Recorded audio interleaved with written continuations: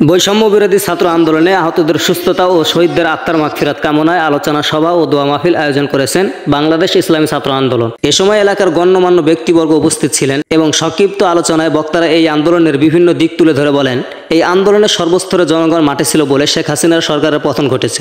আমরা আবার স্বাধীন হয়েছি, আর তাই এই স্বাধীনতা ধরে রাখতে হবে। দেশের সংখ্যালঘুদের নিরাপত্তা দিতে হবে, দেশটাকে ভালোমতো গড়ে তুলতে হবে। এজন্য সবাইকে একসাথে কাজ করতে হবে। আমাদের মধ্যে যে কোনো বিবাদ থাকবে না, অহংকার থাকবে না, সেদিকে লক্ষ্য রাখতে হবে।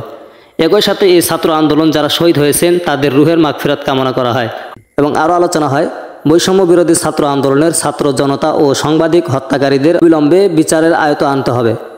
আহতদের পুনর্বাসনের ব্যবস্থা করতে হবে। শহীদ পরিবারকে রাষ্ট্রীয় উদ্যোগে প্রয়োজনীয় আর্থিক সহায়তা প্রদান করতে হবে। বাংলাদেশের রাজনীতিতে আর যাতে ফাঁসিবাদের জন্ম না হয় সে ব্যবস্থা গ্রহণ করতে হবে। দেশ এখন স্বাধীন, আমরা সবাই বর্তমানে স্বাধীন দেশে বসবাস করছি। তাই আপনাদের প্রতি শ্রদ্ধাশীল হয়ে বলছি, এখন আমরা এই স্বাধীন দেশকে কাউকে ঘুষ দেব না। যারা এই কাজ করতে ঘুষ চাইবে আপনারা তাকে প্রতিরোধ করবেন। আমরা সবাই সাধ্যমতো বন্যার্থদের পাশে থাকব। শান্তি শৃঙ্খলা রক্ষার জন্য আইন শৃঙ্খলা বাহিনীকে যথাযথ সম্মান করব। তাদের আত্মত্যাগের জন্য স্বাধীনতা পেয়েছি, গণতন্ত্র পুনরুদ্ধার হয়েছে, তাদেরকে গভীর শ্রদ্ধাভাবে স্মরণ করা হয়।